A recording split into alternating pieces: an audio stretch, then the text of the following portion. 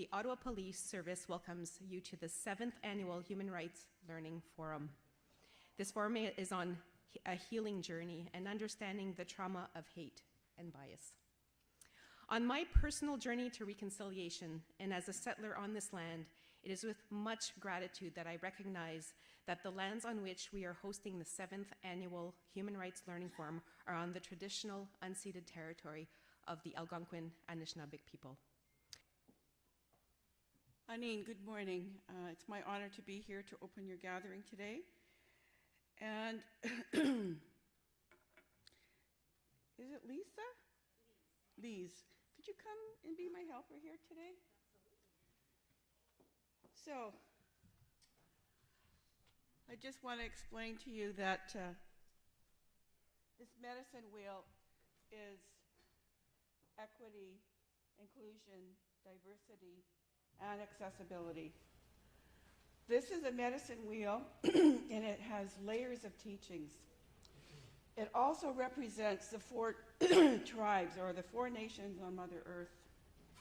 So in that eastern doorway, that's where all the Middle Eastern and Asian nations are.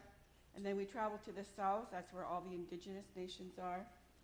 And in the west is all the black nations, and in the north is all the white nations. And you'll notice that this medicine wheel is equal. That means nobody is above anybody else. So this is what we use for instructions for life in our culture. And we carry this within ourselves every day. And so it's my hope that today will bring about all this human rights and equity, inclusion, diversity, and accessibility, so that people will put them inside themselves, put those teachings inside themselves, and then walk every day with it. That's where we want to get, so that all across Turtle Island, we are all respecting each other in these ways, respecting their cultures, their languages. There's no such thing as right or wrong. There's just different. And that's what this medicine wheel represents. And so we honor and respect those differences. But not to forget, like I've heard a saying, that we're all of one race, and that is the human race. I really like that saying. So I'm going to get Elise to hold this up for me while I do the song, so you can reflect on those teachings. So we're going to come into that eastern doorway. We're going to travel around the medicine wheel. And before we start, I'd like to do lighting of the fire.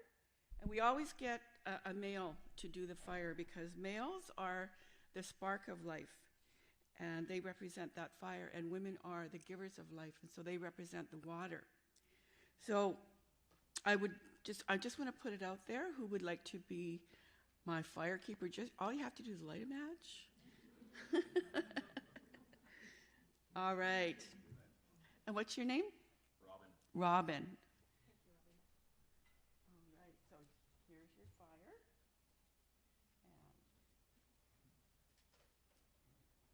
So as soon as we light those medicines, that's when those ancestors start to come in.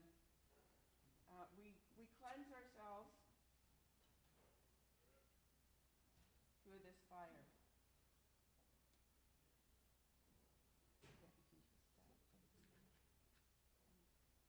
Thank you very much, Robin.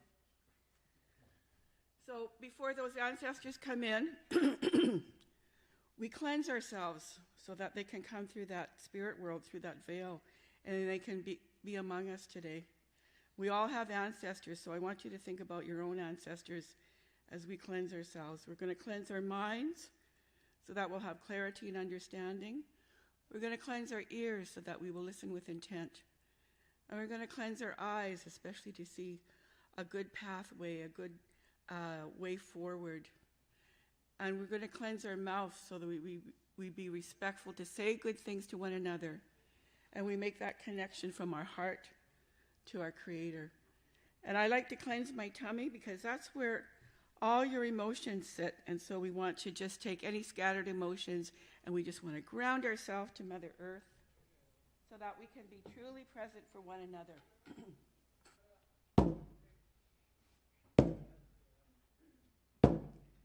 So coming through that eastern doorway, we ask for new beginnings. Away, high, away, oh, hey, yeah, hey, oh, away, high, away, oh, hey, yeah, hey, oh, away.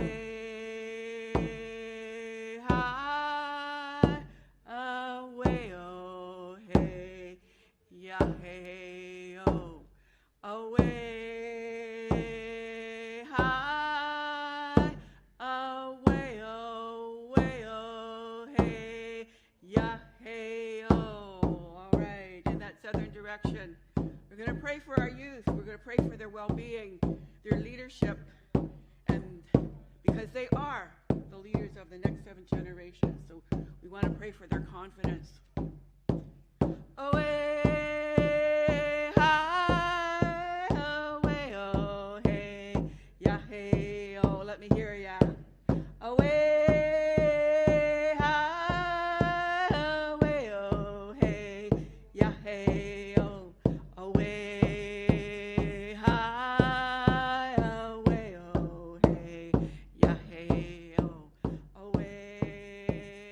high, away, oh, way, oh, hey. Well, today is 3 weeks that I've been in my role. And it's been an incredible 3 weeks, a lot of learning for me, but I've met so many incredible people during those 3 weeks from different cultures and diversity areas. And this morning, a lot of people introduced themselves to me, and everybody, so positive, so welcoming. I really want to thank everybody for that. I want to, again, we're pleased, the Ottawa Police Service is pleased to host this event with the Community Equity Council, a great group that works very closely with the Ottawa Police Service and the United for All Coalition. Of course, our guest speakers to host bias. Together today, we will explore the impacts of hate and bias, potential options for addressing these issues, and how we can support healing within our communities. The Ottawa Police Service, we recognize the pain and harm that hate-motivated crimes and incidents have on our Ottawa communities. The impacts of hate-motivated crimes and incidents can extend beyond the immediate victim and to the family and friends. It causes people to fear being targeted again in the future. It fosters community unrest and threatening our sense of security and belonging. Our community, like others across the country, has seen a rise in hate-motivated crimes and incidents in recent years. So this discussion really is needed today.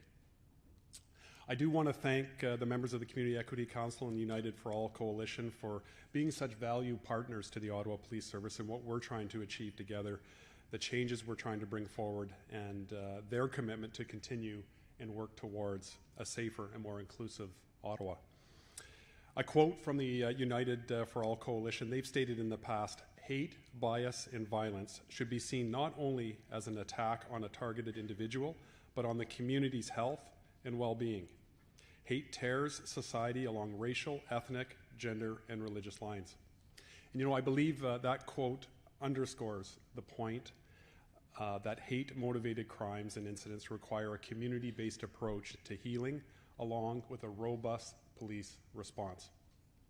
And together we can make sure that communities know what hate-motivated incidents are, how to identify them, the role of police in combating these types of incidents, and the importance of reporting victimization and the availability of victim supports.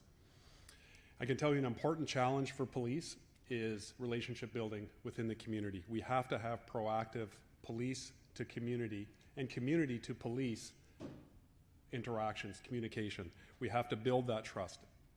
If we build that trust, then we'll get reports into us. We have to know what's going on, and sometimes that's not there in all the different communities.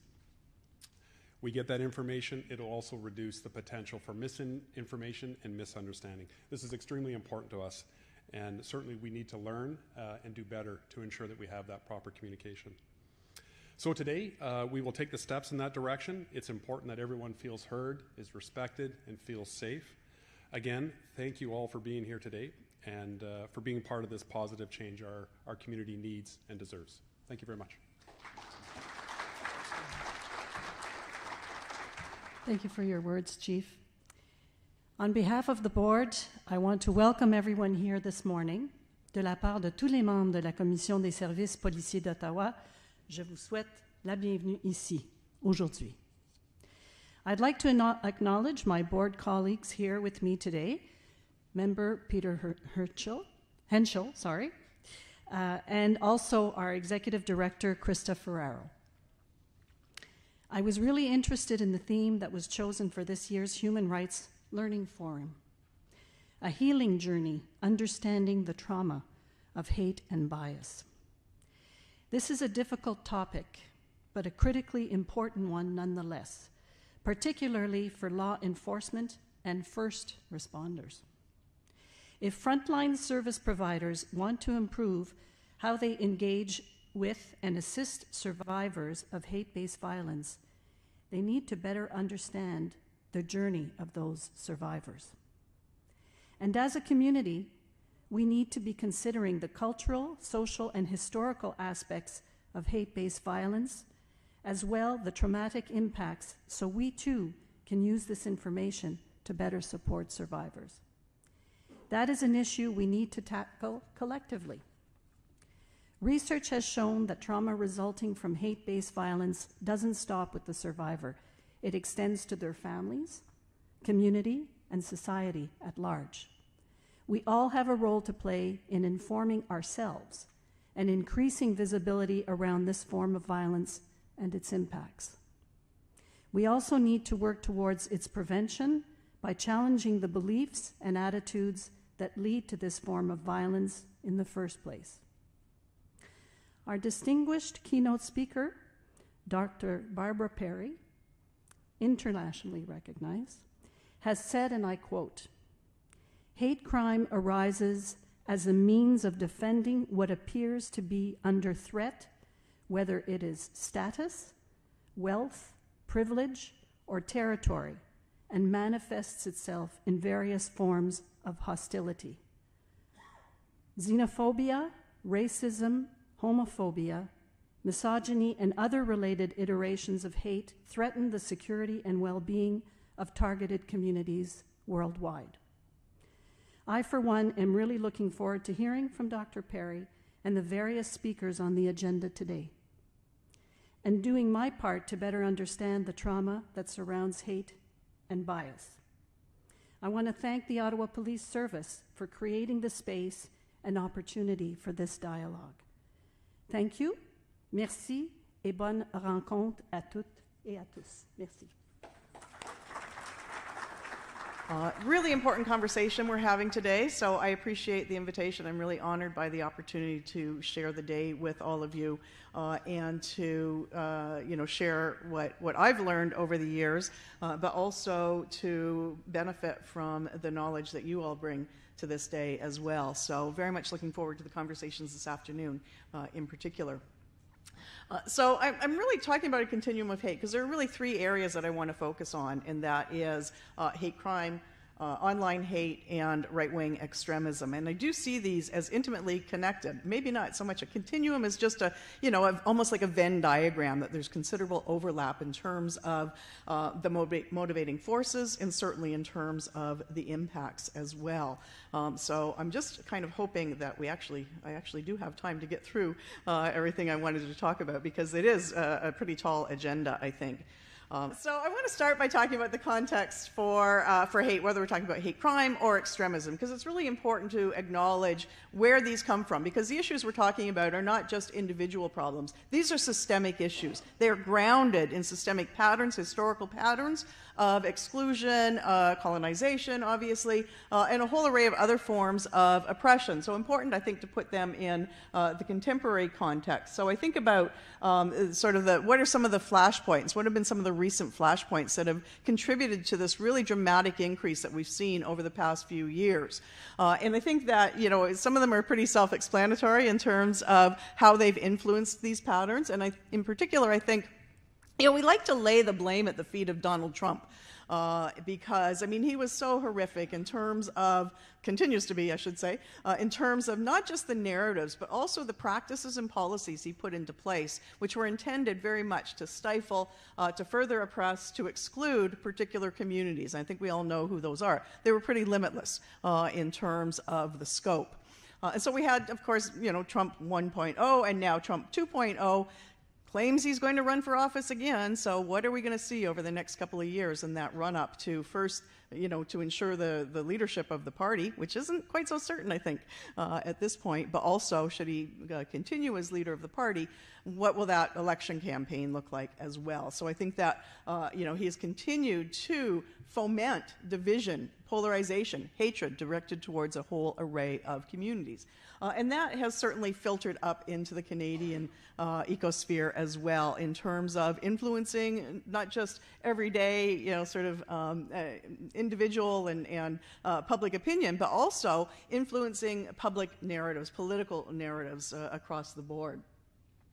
I think what's also interesting is that the reactionary violence that we've seen in response to assertions of rights, assertions of place, demands for respect in the context of BLM, in the context of Indigenous claims for land and protection of land, which has resulted, as it often does, in retaliatory violence. Get back in your place. Get back where you belong. So we've seen dramatic increases in anti-Indigenous and anti-Black violence in the past couple of years as well. COVID, what more do we need to say in terms of the impact of COVID on hate? The conspiracy theories around Jewish communities, around Asian communities, around health authorities, around government policy practice rhetoric. So again, incredible violence, online hate directed towards those very communities. The U.S. insurrection and the convoys together, I think, deepened those divisions, deepened that polarization, and really brought to the fore, in particular, not just xenophobic narratives, but also anti-authority narratives like we have not seen in a very long time in this country. So all of this is to say that we've come to a point where hatred has been normalized. And I provide some examples here of recent narratives over the past 5-6 years that are part of that, not just Trump, but Canadian politicians as well, who have contributed to this ecosystem, who contributed to what I call a climate of hate, an environment that enables hate to flourish, directed, again, towards an array of different communities. As we see here, starting with public opinion. So we've seen really dramatic shifts in recent public opinion polls that show increasingly negative attitudes towards a number of diverse communities, again, racialized communities, religious communities, queer community, etc. And in fact, what we've found is a recognition of that normalization of hate as well. So we see here where fairly large proportions of respondents to these polls have said it has become more acceptable to express negative sentiments. It has become more acceptable to express prejudice towards, in particular, Jewish communities and Muslim communities in recent years. Negative attitudes around immigration and contemporary immigration patterns. So we see this last one is particularly concerning to me, that where a large proportion says that non-white immigration is a threat to white Canadians, right out of the playbook of right-wing extremists. Very worrying. Okay, so before I come into talking about what are some of the patterns that we're seeing, I just want to highlight one of the things that we're here to talk about, and that is, what are the harms? What is the trauma? What are the effects, short-term and long-term, of hate crime? And some people have already made reference to this notion of hate crime as being, sort of something that affects a whole community. I think that's really important to acknowledge. So what I've suggested here is that there are, sort of an array of harms associated with hate crime, from the individual to the collective. We know very solidly now from the scholarship of about 15 years that there are really significant impacts on the individual, very different than a parallel incident not motivated by hate. So if someone is assaulted, the impacts in terms of emotional effects, psychological effects, fear, anxiety, but also sometimes the physical impacts are greater for hate crimes than their non-bias motivated counterparts. I think we see this particularly in the context of anti-gay and anti-trans violence in particular, where the level of violence is so extreme as to almost an attempt to obliterate the identity of those individuals. So dramatic individual impacts, but also, again, those ripple effects out into the community. So that the work that I've been doing more recently is really looking at the community impacts. What is the effect of the awareness of the risk and the threat of hate crime on targeted communities? And they're very similar to the effects of direct victims, the fear, the anxiety, often hostility towards perpetrator communities. So a whole array of effects there. So it really is a message crime. People recognize that it is not just something that is a message or a narrative or an action that is meant to constrain the behaviors of that individual who's targeted or that institution that's targeted, but is meant to say to the whole community, you're not valued, you're not welcomed, right? You don't belong here. So that does spill out into the broader community. And the last point here is about sort of the broader social impact. The divisiveness associated with hate crime, the way that it just doesn't reflect polarization, but furthers the polarization of which it's a part. So we look at it as something that sort of lays bare the contradictions, lays bare the historical and contemporary patterns of exclusion, sort of lays bare the myths of our commitment to inclusion and respect for diversity. So, as I said, I want to focus on three key areas that we're really seeing come to the fore in terms of indicators of hate across the board. Hate crime, online hate, and right-wing extremism. And think about the ways that these are interconnected in terms of the narratives associated with them, in terms of the outcomes and the impacts as well. So I see it really as a mechanism of power. It is violence and threats of violence, intimidation that are intended to reinforce those hierarchies that have been so carefully crafted by our society. So they are efforts to reaffirm those boundaries, those boxes into which we have put individuals. It's a struggle for position. And it typically is not bottom up, but top down. It typically is directed towards, as it suggests here, already marginalized communities. We've seen over the past few years, and I think the important thing to note is what this represents, which is an over 70% increase in police-reported hate crime since 2019. 70%, 72, I think it is actually, right? If we'd had that sort of increase in any other category of crime, there'd have been a gnashing of teeth and a wringing of hands. We called for a national commission, a national inquiry. Why is this happening? Okay? We've not seen that. We've heard rumblings about, maybe there's a national action plan on hate crime. Where is that? Right? So we have not taken this increase seriously. This puts it in perspective, right? So for the most part, during, is this 2019? What have I got here? I think it's 2019. 2020, sorry. During 2020, even though in general rates of crime were decreasing, hate crime was increasing, right? So at a time that we're seeing less crime, we're seeing more hate crime. Again, another reason for concern when you put it in that kind of perspective. What are we seeing in terms of the patterns? What do those crimes look like? They do tend to be at the lower end of the scale, right? Vandalism, graffiti, those sorts of things. But we shouldn't dismiss them, right? Because these are the things that are so common. These are the things that are so frequent and so visible. Right? This is really clear about that notion of a message crime, right? Because this is not just an individual who's been targeted. This is something on, a swastika on a synagogue, or a pig's head at a mosque. Those sorts of incidents, which are visible to all, right? And therefore affect all members of the community. Here we see the distribution, and I think you can also see, not just the distribution in the most recent year, but also where those increases were for 2020, and it is in terms of racially motivated violence, as you see on the far left there, where we saw a dramatic increase. And again, that is sort of a combination of increase in anti-Asian violence, anti-Black violence, and anti-Indigenous violence as well. And this is fairly consistent in terms of the distribution, not just from year to year in Canada, but across most countries, where in fact we see racially motivated hate crime being most common, followed by religiously motivated hate crime, followed by that directed towards the queer community. So again, just seeing where those increases and decreases have been over a year.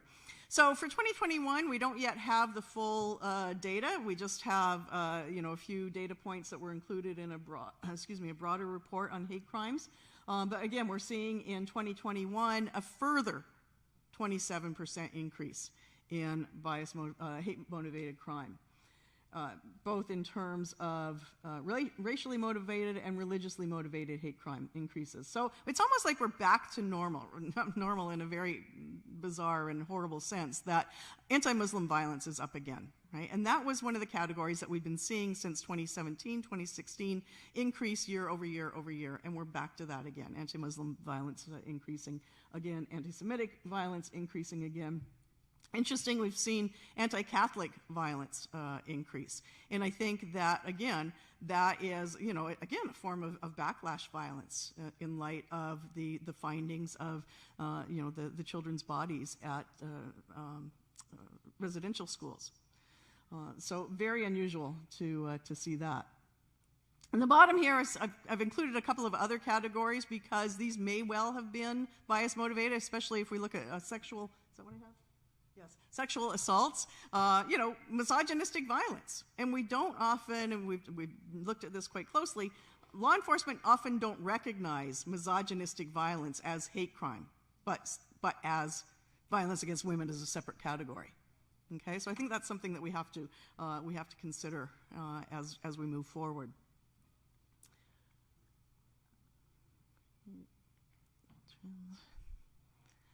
This is the sticking point, right, in terms of reporting. So the data that I've just shared with you was police-reported hate crime, tip of the iceberg.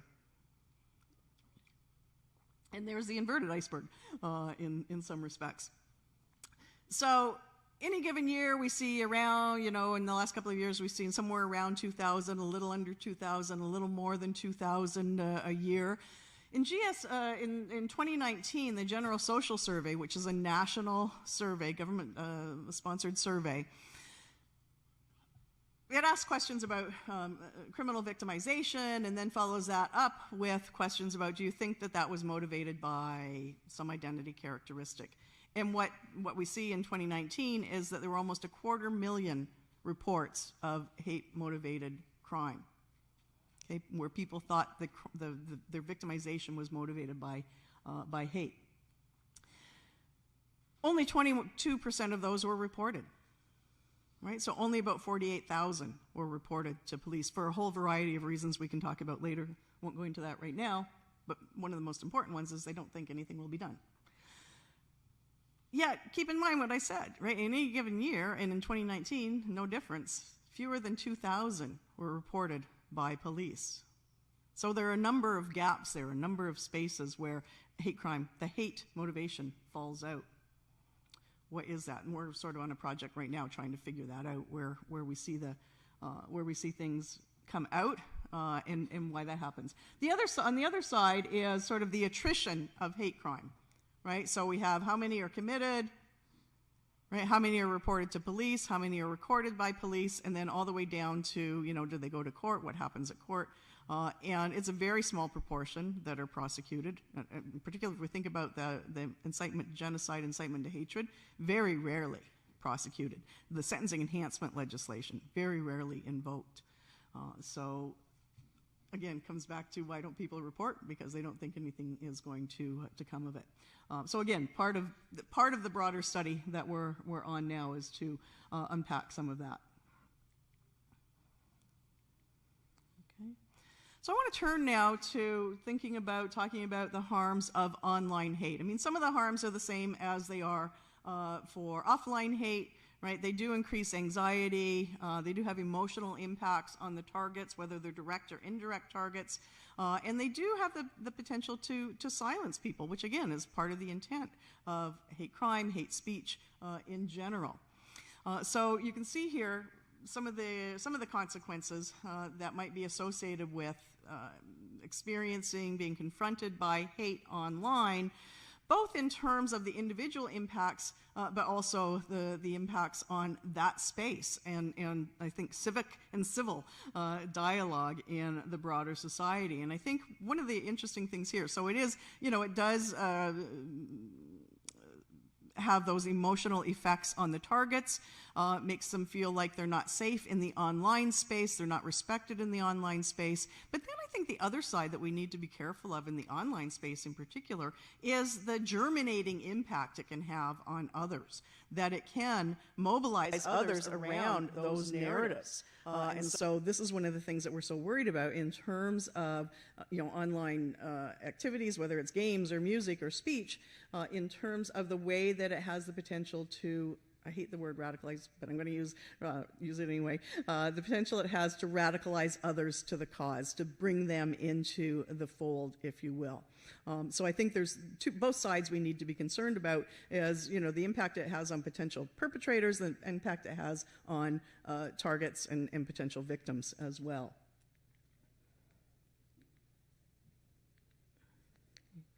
Where do we see the online hate? Everywhere. Right? It's borderless, it's boundless. It feels like there are no filters in the online space. Content moderation is ineffective, regulation is ineffective. But we see, of course, in terms of direct attacks, through emails and messages sent to particular individuals or communities or community groups, targeting them specifically. So very direct. So I think we've seen that in the context, for example, of recent threats to especially female and BIPOC politicians and journalists and healthcare workers, another space where we're seeing these directed attacks online. It can take the form of hacking in an attempt to disrupt the work of a community. So I have INHS here, that's the International Network for Hate Studies, of which I'm a part, and we've been hacked several times in an attempt to disrupt the work that we do in terms of bringing communities, practitioners, academics together to have serious conversations about these kinds of issues. There are, of course, sort of these more amorphous attacks, if you will, in the broader online space in terms of online forums, web pages, dedicated sites of hate. When we continue to see things like Stormfront, which is the oldest, longest running, and largest, arguably the largest online forum for right-wing extremists. It's been up since, Bernie, 80s, late 80s, early 90s? 80s, I think it was. And so still, and there's a Canadian forum, a very active Canadian forum on Stormfront. It's still up and running. Right? And some of the language on there is quite horrific. It's worse in some of the, sort of the dark spaces in the web, the encrypted spaces that are much more difficult to sort of access as academics, for example, for ethical reasons. But we know what's happening there in terms of the engagement and the reinforcing of those negative narratives. Music, video games. The video games have become, the sort of gaming subculture has become a really important space for recruitment of late, almost grooming youth in particular, although adults as well. Now, some of the games themselves are absolutely horrific. So ethnic cleansing for example, is a game. It's been around too for, let's see, probably since the 90s, still running strong. And it is explicitly, you get more points for killing a black person, for killing a cop, for killing, an Asian person. It's that explicit. What's more problematic is the grooming on more mainstream gaming platforms, Roblox, for example. And it's not the games, it's the ancillaries, right? It's the chat rooms where this takes place. So people are luring kids, sometimes adults, into darker and darker spaces by engaging them in conversations on the side, right? Well, I saw that you went after this particular character. Why is that? Tell me, right? Do you not like Asian people? Maybe you want to play this game. And just leading them in gently. And it's not a linear process, and it's not an immediate overnight process. It is a grooming process that takes some time. So yeah, a whole array of spaces where you can find this sort of hate prevailing. You can see here the exposure. This is where we live. And over the last 2 years in particular, this is where we live. This is where our kids live, especially. In terms of their day-to-day activities, how they socialize. I mean, you'll see kids at a table, sitting at a table like this, and they're all on their phones and probably messaging one another rather than having direct conversations. So they're, more exposed to these sorts of narratives. And you can see here, fairly high numbers in terms of reporting exposure to online hate, whether that's direct messaging or whether it's, broader comments, anti-queer comments or anti-Muslim comments, for example.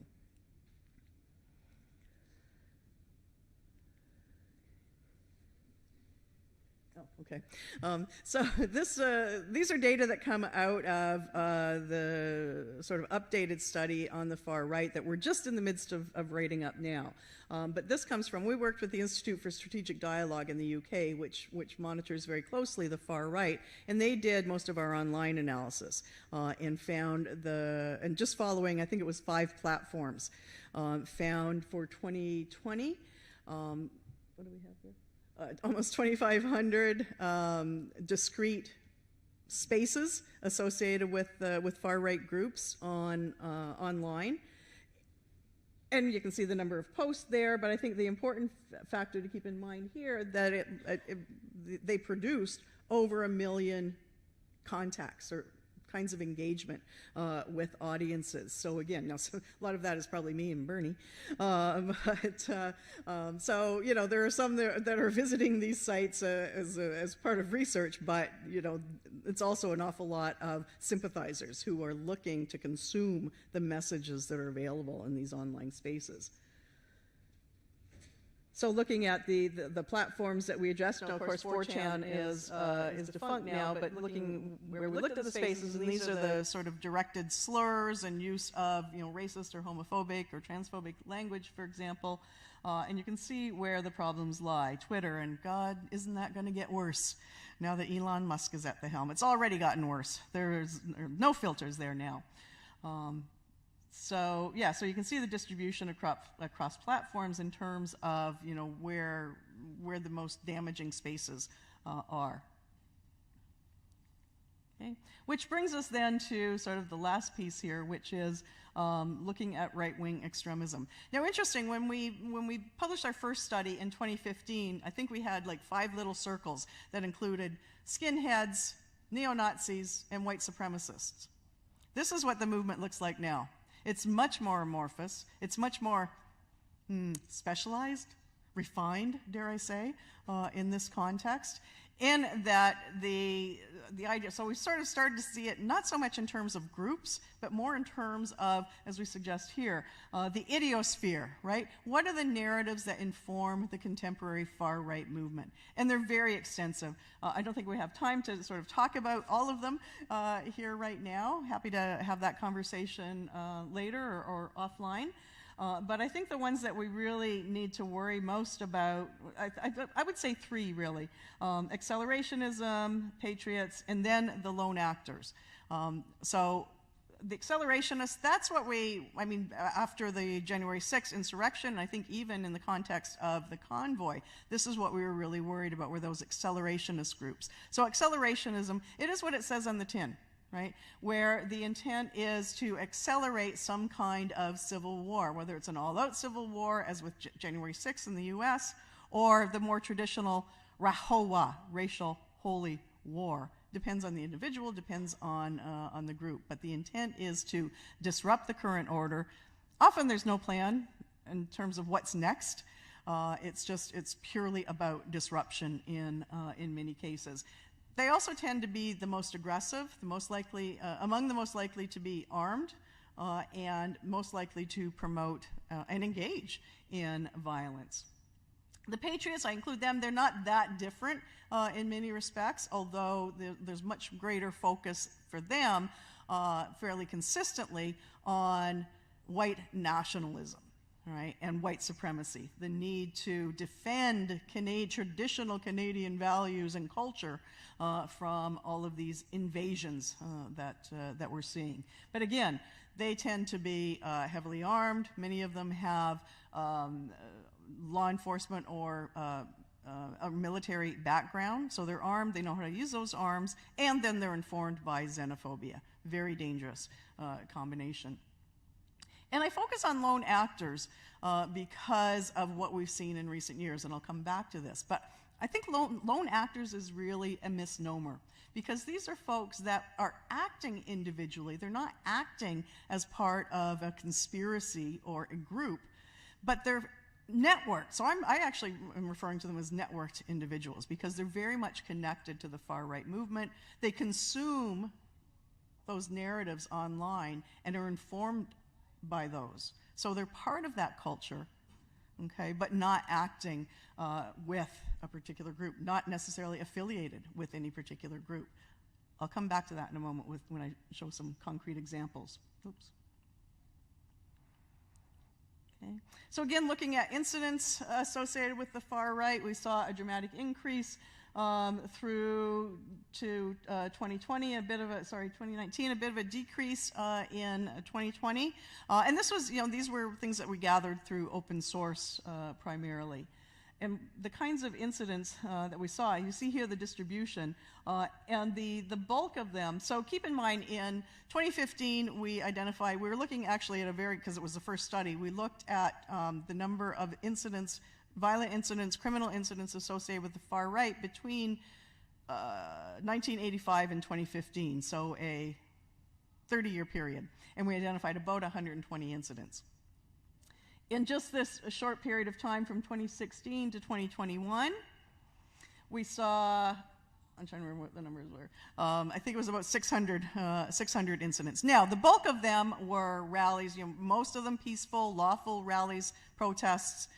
This is even, I think, an underestimate. I think we had 360 there or something, a dramatic underestimate, because there are still cities where you're seeing these kinds of demonstrations, far-right demonstrations, on a daily basis almost. But nonetheless, when we take that out, we still have about 150 acts of violence and about 200 incidents that are in some way criminal, whether it's violent or property crime. So still, again, in that very short period of time, far more than we saw in the 30-year scan in the first study.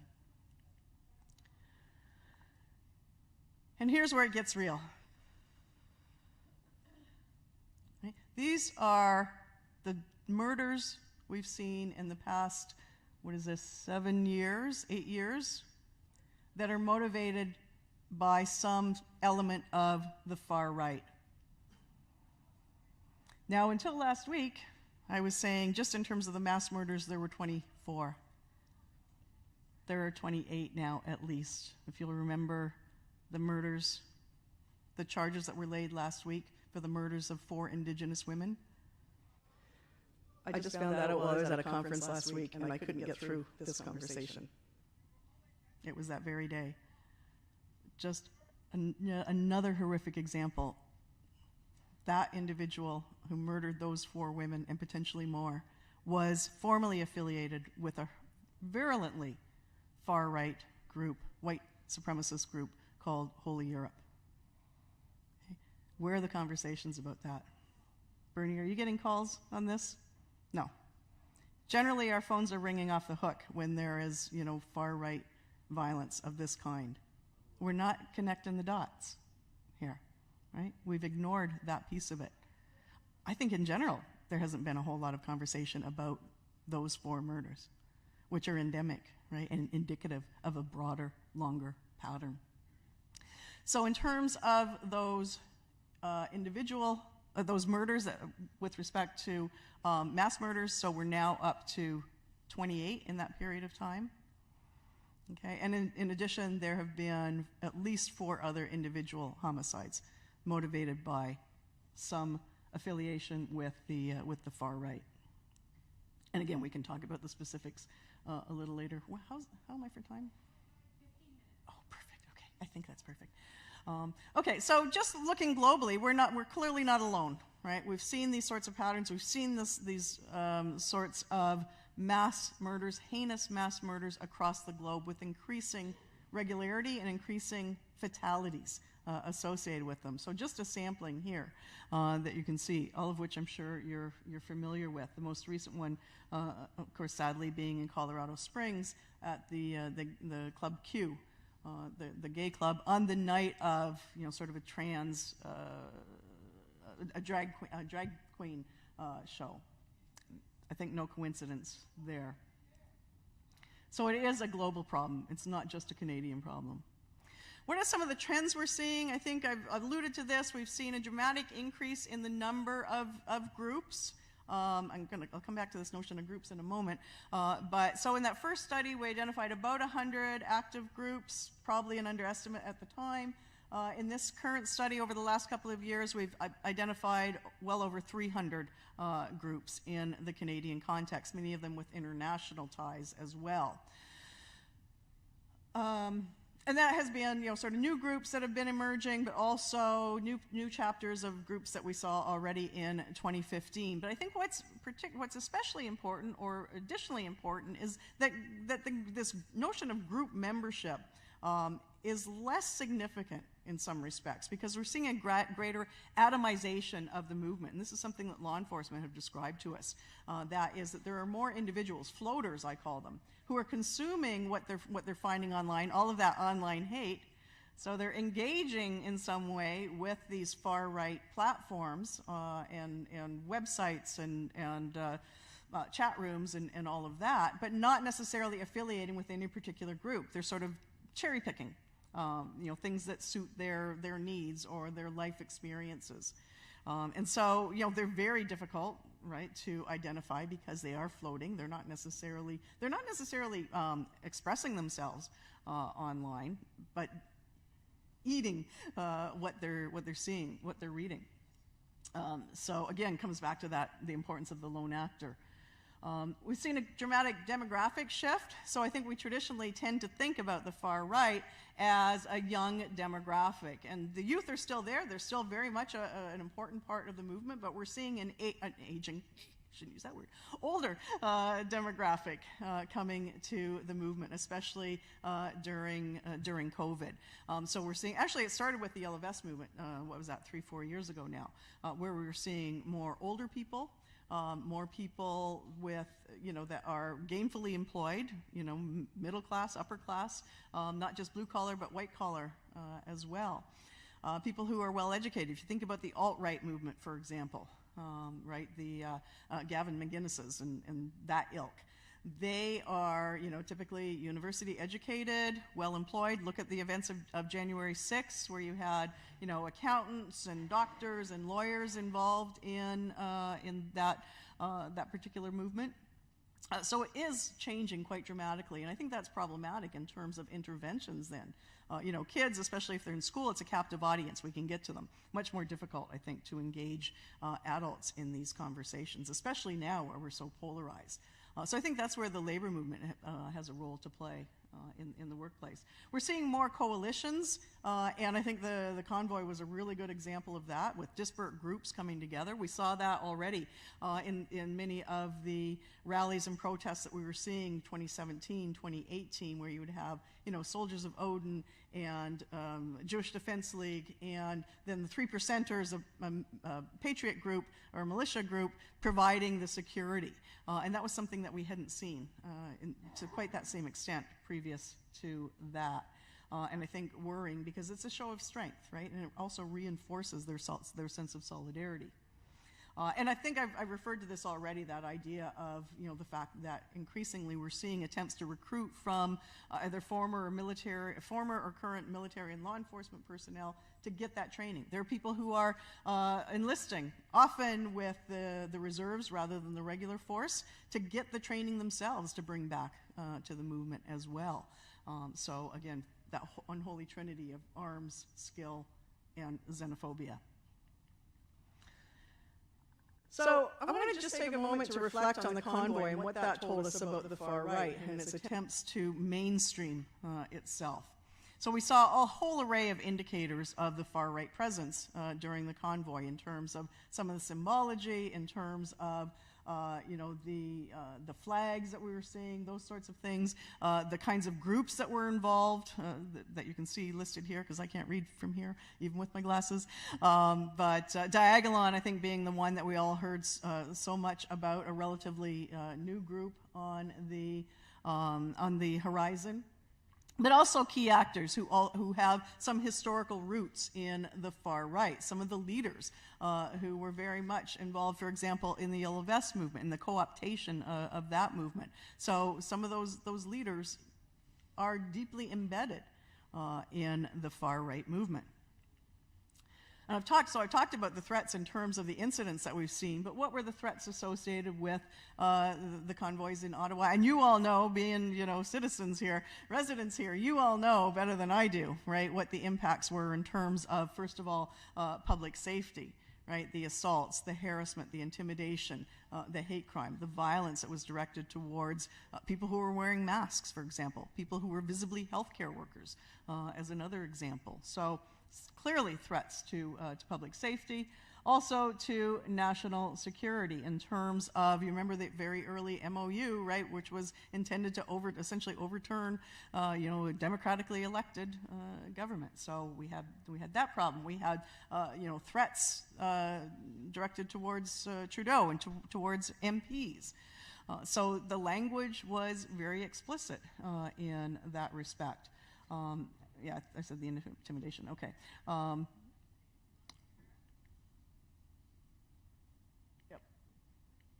I'm stuck. There we go. Okay. The financial impact, and this is also part of national security, obviously, right? The costs associated, and this is just three categories. We could unpack it even more in a more fine-tuned way in terms of looking at what were some of the expenses incurred and costs incurred by some of the areas where we had the border blockades as well. But really dramatic costs, very disruptive economically. Again, I'm sure you felt it in the downtown with businesses closing. The Rideau Center, when was the last time the Rideau Center closed? And what that must have meant in terms of income for the employees, never mind, profits for the corporations. Don't care about that so much. But really, loss of steady income. And I think we have to ask ourselves, what's to come? Given the patterns we've already seen, I think we need to be aware, right? I started with some of the flashpoints. I think there are issues that will continue to plague us that will also provide some foundation, some further motivation for the far right to enhance its activism. So, the rise of far right politics, both domestically and globally, so more of the same in terms of that Trumpism, if you will. The persistence of COVID, there've been rumblings about, there's another wave coming. Will we have to impose any kind of restrictions? Again, if we do, what are going to be the impacts of that? What are going to be the consequences? What's the fallout? The inquiry, and we did hear an awful lot of chatter in far-right spaces during the convoy inquiries. As the trials roll out, we'll see more of that, sort of reinforcing that victim status, that victimhood mentality that so many of them bring. I think there's calls for Convoy 2.0 in February. Heaven help us. Although I heard them on one platform, they were saying, it's an olive branch convoy. Okay, thanks. Yeah, what does that mean? Don't believe it. What impact is this recession, if that's what we're in, or that's what we're coming into? What impact will that have on anxiety, the anxieties, the grievances that feed into to hate, whether it's organized hate groups or hate crime? The U.S. midterms, fortunately, I think didn't really have a great impact on Canada. Not as much as I thought it would in terms of, the far-right mobilization, in terms of, the political stances and postures that were taken there. But no doubt the upcoming 2024 election, if Trump continues, will have a very similar impact. And I think I sort of end with the failure to regulate online hate, given all I've said about the significance of that in this space. And I probably don't have time actually to run through the challenging hate, but these are certainly, if you sort of take a look there, these are all certainly things I think that we'll be talking about as we go along today. And I really, I think, need to highlight this notion of leadership, political leadership. There's been a vacuum in political leadership in this space, and I think we need to demand more. Not just that people don't feed into those narratives, but that they challenge them, and that they challenge the foundations that allow those narratives to take hold. I think that's a very important lesson, especially given where we are today in Ottawa, right? That those messages need to be loud and clear, that we need to demand action in this space. Demand action, as we have for decades, on missing and murdered Indigenous women, for example, and hate crime more generally. So I will leave it at that, and thank you for your time and attention. I grew up in Ottawa. This is my home. I've always taken for granted that I would be safe walking out the door. And when I made a decision to wear the headscarf while I was in university, my father was the one who said, don't do it, because if you do it, you will have many barriers put in your way. And I said to him, as sort of naive perhaps, as some would say, or as I had drank the multiculturalism Kool-Aid that I've talked about previously, I said, no, if I can't do that here, where can I do it in this world? I would say that one of my first experiences with the Ottawa Police Service was where I thought I saw a bit of truth-telling that was really important. And it was when the former Deputy Chief Larry Hill did something that no other senior police official did in this country, and that was admit that racial profiling was real. And when he said that to me at a conference back in 2002, it was front page news, not just in Ottawa, but across the country. Because in Toronto, there had been a reckoning of sorts with data demonstrating that racial profiling was real, despite, of course, what communities have been saying for so long, and particularly Black and Brown communities. And so from that moment, I saw what was possible, and that was a police service that could be truth tellers and serve our communities in a way that is authentic and is about protection, not just for some, but for all. Fast forward to this moment that we're here now, where we're talking about hate. We've been on quite a journey in Ottawa with the Ottawa Police Service to ensure that hate is being taken seriously, and we're not yet there where we can feel fully safe in our communities, and we're not there where we can feel that all police officers know how to respond should there be an incident of hate in the city. But we're on a journey. And so I have been very humbled by some of the people that I've met on this journey at the Ottawa Police Service, people like Hamid Musa, David Zacharias, sorry if I don't say all the proper titles, Sergeant Zacharias, Sergeant Ali Toghrel, who's recently taken over the hate crime unit and done important work. I know I'm missing people. Isabel Granger, Sergeant Isabel Granger, who has left now the service, but did important work with Justice for Abdurrahman Coalition, and so on. And so it's all these individuals within a system that is very hard to move that have helped to make some change. And so with a new police chief, and I welcome you, Chief Suds, we are very much looking forward to seeing the work around hate go forward. It cannot be relegated as a side project. It cannot be relegated so that someone like Sergeant Ali is on his own with sometimes 2 staff. It is a serious threat to our well-being, and as Dr. Perry has said, these are message crimes, and they absolutely impact whether I feel comfortable going out my door in the morning. So I'll leave it there, but just to say how critical and crucial this work is, and I'm very pleased to see officials from the police service and community members who I know will help keep everyone accountable.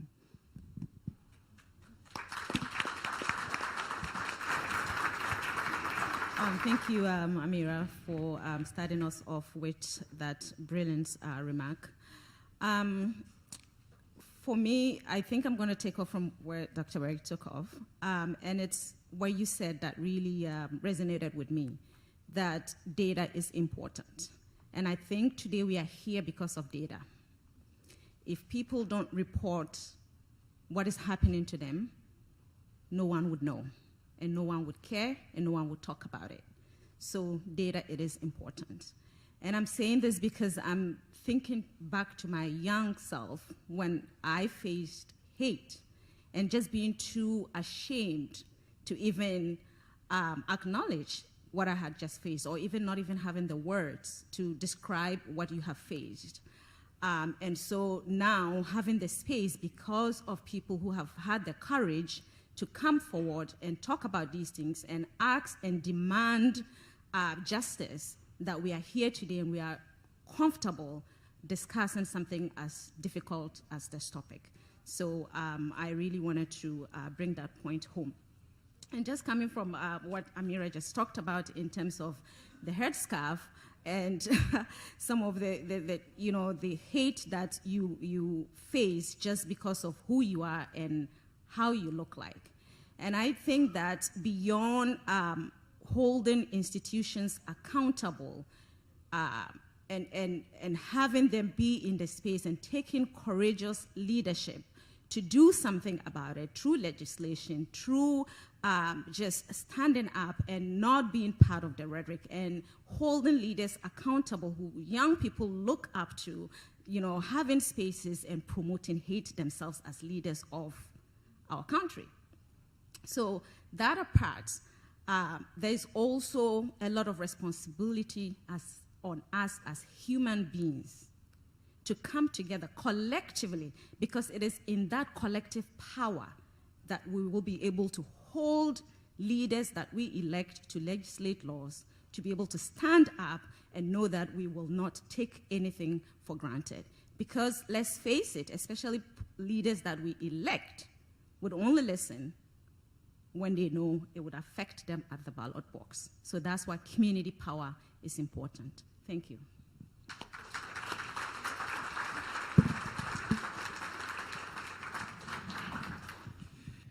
Thank you, both of you, for your words.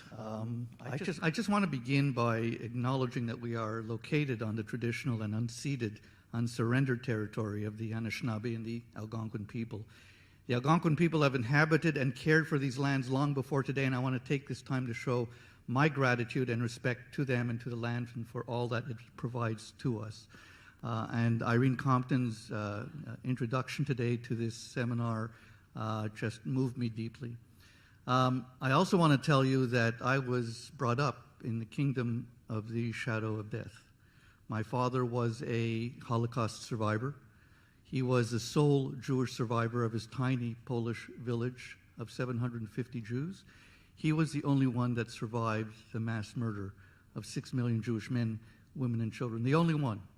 He ended up coming to Ottawa, where he met my mother, who told me all the time that it took her 5 years to teach him how to smile again. So I understand hatred, I understand what it does, and I understand what we have to do, and I know that I've probably been singing this song for much too long a time, because who knew what depths the sewers of hate can lead us? I should be actually playing in the garden with my 3 grandchildren today as opposed to being here. But the fact of the matter is that hatred has been so pervasive and so out there that I'm still here talking about it. I'm also still here talking about anti-Semitism. So we have to understand that hatred is a long road. And it doesn't matter if you're a person of color, if you're an indigenous person, if you're LGBTQ+, if you're perceived to be different by the agents of hate. And let us be clear, the agents of hate, for the most part, are coming from right-wing extremists. People say to me, as the head of the Canadian Anti-Hate Network, well, what about hate on the left? And I say, yeah, what about it? What I'm worried about are those that are walking into our mosques and our temples and our synagogues and our churches and shooting us because they don't like us. That's not coming from the extreme left, and that's not to say that there isn't racism and problems on the extreme left. Murder and racial hatred is coming almost exclusively from right-wing extremism. And we have to be clear, and we have to say it outright and simply. Dr. Perry, I think, presented quite well in terms of what the dangers of what online hate are. And let's be very clear. In the past, when we were dealing with hate groups like the Heritage Front and Combat 18 and a whole bunch of others, if they wanted to get their message across, they would stand a corner, Bank and Sparks or Young and Bloor, and in rain and snow, and they would hand out little leaflets, right? And if 10 people took those leaflets, that was considered a pretty good day. So flash forward to today. All you need is this thing here, an iPad. I could do it right here if I wanted to. Tap out a message, push a key, and potentially it could reach literally hundreds of thousands, millions of people. Let's understand exactly what that means. These hate mongers have discovered, much better than we have here, the power of being online and the power of social media. Whether it's Twitter, whether it's Facebook, whether it's 4chan, whether it's Telegraph, whatever it is, TikTok, you name it, Instagram, it's all being used to spread messages of hate where potentially millions can see it. I think the calls for defunding the police come from a very logical place, and that is that the police should not be the ones responding to people in mental health distress, number one. That we definitely need to see more pilot projects that we're seeing in Toronto, where there are intervention units that are working with communities. We don't need to see police all over our communities, because what we know is that disproportionately Black people, people of color, Indigenous people are experiencing high levels of force by these very police services. And I was very disappointed that in the Ottawa Police Services 2021 annual report, there was no mention of the fact that we have seen disproportionate force used against our communities. And so going back to the very first point around truth-telling, we cannot have a real grounded conversation with the Ottawa Police Service about how they can do better to protect us when we feel that the experiences that are documented with data are still being swept under the rug. And so when we're talking about defunding the police, it is that we've seen public services cut left, right, and center. And we need to see a proper allocation of services for the people who need it, our vulnerable communities, away from the response that I've heard far too many times every time I say we're not being protected properly. Well, we need more resources. You have enough resources. I don't know how they're being used, but I don't believe asking for more resources is the answer. I think that addressing the internal biases against how our communities are protected is the bottom line here. And I know that there are many community advocates who can speak far more eloquently on this point. But the idea of defunding the police, many people have different ways of looking at it. But at its core, it's to say policing is not the one-size-fits-all solution to addressing very complex issues in our society. And I think police would agree with that point of view. And I think that we need to understand that when it comes to addressing hate specifically, there is evidence of how we can do that without necessarily saying we need more money. I think that is something that I don't think communities are going to stand for anymore. Although I would say this, I think we also need to understand what is meant by defunding the police. What Amir was talking about was funding the police. And that's one thing. You know, yeah, of course police have to be funded. But defunding the police, whether we like it or not, okay, this is what we have to protect society. So what we have to do is better train the police. Take that funding, where people talk about defunding. I'm still not clear on what that definition means. I would take the funding that is presently there, and Amir, you're 100% correct. I believe the resources are there, and let's do some better training on what does hate mean. I mean, I worked very closely with the Ottawa Police Hate Unit back in the 90s and the early 2000s. It was an incredible example of how anti-hate units should exist in police services. It was fantastic, and they did all the right stuff, and then all of a sudden it was gone. And nobody knows exactly why was it gone, because nobody took hate seriously.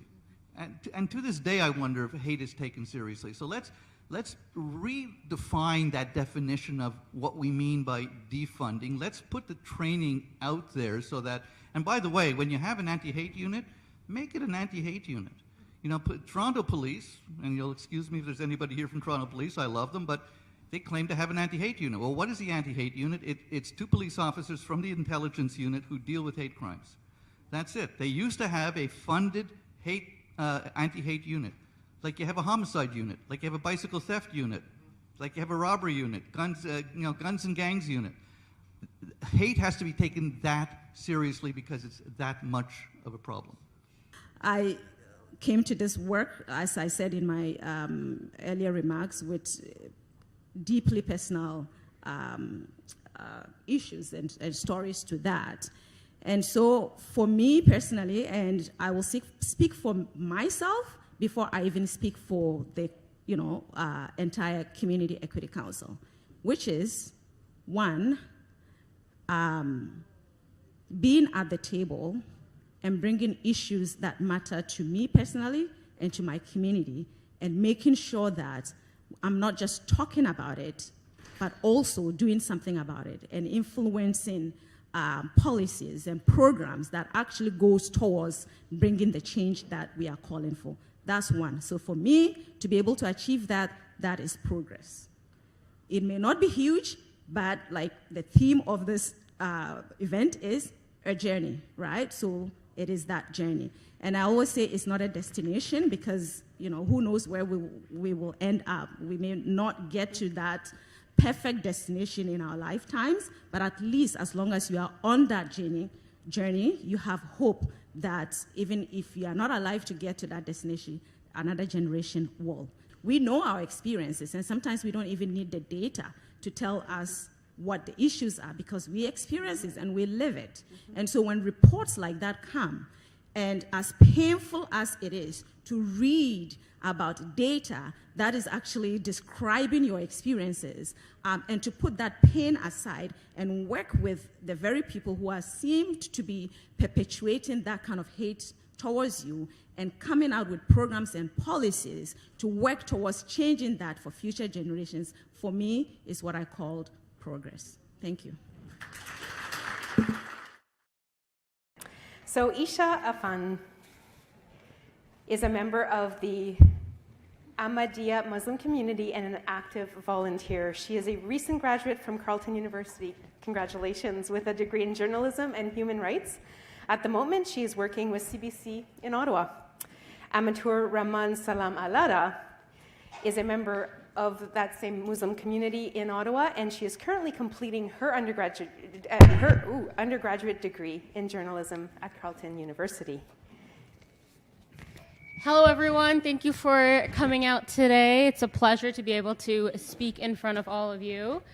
My name is Isha, and this is my friend Abdurrahman. We are from the Ahmadiyya Muslim Jamaat Ottawa. And today we're here to talk to you about youth engagement in our community. We know that the harsh reality is that our youth will go out and they will face hate and they will face harassment when they go out into the world, into their schools, into their jobs, when they're out in their day-to-day lives. One of our goals is to prepare our youth to be able to face that. We want them to have confidence in themselves, in their faith, and in their communities. And so we do a lot of work to be able to engage them so they can build that confidence in themselves and in their faith. So today we'll be talking a little bit about the type of work that we do both internally within our community as well as the work that we do to support the greater Ottawa community around us. And with that, I'll hand it over to Rahman to give a brief introduction about what our community is and what we do. Hi, bonjour. So as my colleague just said, so we are the Ahmadiyya Muslim community. We've existed for quite a while. It's a pretty long history that starts in Qadian, India. And we are basically, slogan is love for all, hatred for none. And we focus on spreading kind of love and peace that Islam is like originally known for and that kind of thing. Over this presentation, we're just going to talk about youth engagement and all of that sort of stuff, what we do with our programs and all that. Like Rahman said, our motto is love for all, hatred for none. And all of the work that we do is helping our youth embody this lesson and to really have this lesson in themselves and to then be able to reflect that out into the community. That is our goal and our hope for our youth. And that is our goal and our hope for all youth coming. Our youth really are the leaders of the future, and we're hoping that through the work that we do with our youth, they can reflect that out to their peers and the people around them, and all of our future youth leaders can embody love for all, hatred for none. Thank you so much. And our next speaker is Kirsten Dumont. She's an advocate, an educator, and a mentor representing Indigenous youth groups in Ottawa. So over to you, Kirsten. Thank you so much. And I think it was shown in these incredible individuals' presentation that we need more groups and organizations like these to help the betterment of our society and the youth within it. So Chimigwech for your beautiful introduction to what you both do. And I'm so excited to hopefully stay connected and continue that kinship that we've built. When we dive into the understanding of trauma and hate and bias, we must acknowledge the intergenerational impact this holds for many people within the Indigenous community. From the doctrine of discovery to the Indian Act to residential schools and the sexualization of Indigenous women, it is evident to me that our history is embedded in these very biases and hatred that we're here to talk about today. Growing up and learning things like my life expectancy is 5 years less than the average Canadian white woman, to understanding that Indigenous individuals only make up 4% of the Canadian population, yet 17% of murder victims are Indigenous. These are things, statistics created by our very country that were ingrained in my head from as young as I can remember. Ingrained and embedded, just like the hate and bias that a lot of Canadians hold within their minds as well. But the difference is, I looked at these statistics, I looked at these stereotypes, and I looked at these findings created by Canada despite the under-policement that occurs when we do have missing and murdered Indigenous women. It creates such a warped effect for a young person to think about whether or not I'm going to be next, to think about how I can keep myself from becoming a statistic. This is not the lived reality of non-Indigenous Canadians, but it is the lived reality of a lot of minorities within Canada. How do we stay safe? How do we come home? How do we ensure that our sisters, our mothers, our fathers, our siblings can have us there? But the police force failed Mary Papatsy. She was an Inuk woman whose remains were recently found in Vanier, the very part of this town where many Indigenous women are targeted. This woman was friends with my mother. And to have been gone missing since 2017 and only now have been brought to her home, to her burial, that is something that should have never been a reality. What should have been a reality was the police force investigating this disappearance, this woman, and ensuring that she could have been brought home in 2017 instead of 2022. But these cries for help that so many of us within the Indigenous community shout for and scream towards, for some reason is not held to the same extent as what some of you may feel is worth screaming about or getting angry about. When I see women like me posted in the media because they have gone missing or they have been murdered, I see sentiments of sex work, drug addiction, alcohol abuse. I have never once seen these statements made when a non-Indigenous woman, specifically a white woman, has gone missing. So why is it that the media depiction, the systemic depiction, and the societal depiction of who we are or who we're meant to be is so warped that we are treated less than? Because still, even in 2022, while Canada is trying to perform and advance reconciliation, we are continuously met with hate, cruelty, and inequality due to systemic imbalances within our society. Our lives are discarded at the benefit of privilege and are looked at as if we are less than because of an intergenerational bias that some Canadians hold within them.